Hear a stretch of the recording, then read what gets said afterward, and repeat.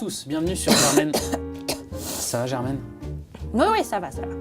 Bon, dans nos sessions précédentes, on avait vu comment faire un site SharePoint, comment le rendre joli, design. Maintenant, petite question sur comment on fait au niveau des documents, parce que depuis tout à l'heure, je me fais un peu crier dessus par vous quand même, sur le fait d'envoyer des documents par email, mais là, j'ai toujours pas réussi à mettre un document. Ah, bon, jusque-là, t'as vu que c'était super simple. Parce que nous, on a découpé, mais en fait, ça te prend pas plus de 10 minutes, tout ça. Montre en main, super rapide. Montre en main. Bon, à part si t'as des goûts difficiles, alors tu cherches, t'appliques tel design ou l'autre, mais normalement, ça te prend pas plus de 10 minutes, tout ça. Alors, une fois que t'as fait ça, eh bien, tes documents que tu veux partager, ils sont bien quelque part, Oui. sur ton poste de travail. Bon, moi, je les ai mis sur une clé USB. Une clé USB. Dans mes documents, j'en ai plein là. Regarde, tu prends tout ça. Et ben tu glisses et déposes tous ces documents dans la partie documents de ton site. Rien que ça. Et voilà. Ouais. C'est pas compliqué ça. C'était rapide, c'était rapide. C'était rapide. Ah voilà. Ça upload. Bon. Du coup, quand tu cliques sur 3 petits points, c'est génial. Parce que t'as les Office Web Apps derrière qui vont t'afficher ton document en mode web. Donc, Tu peux les prévisualiser. Très bien. Document Word, document Excel, document PowerPoint, tes présentations, voilà, t'as tout. Tu peux prévisualiser tout ça et les partager, etc. Bon, un autre petit truc bien pratique que je vais te montrer quand même.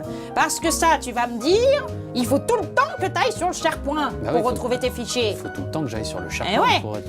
Eh ben non. En haut à droite, t'as un truc qui s'appelle Sync. Et qu'est-ce que c'est?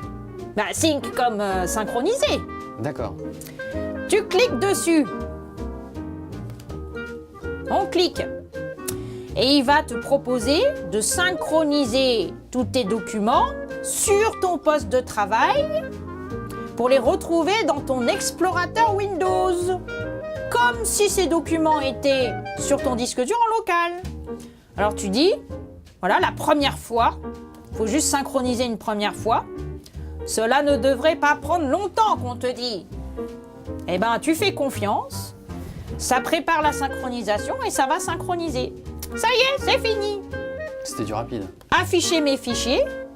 Et là, ça s'affiche dans ta liste de fichiers où tu vois ici, Ah, ça apparaît.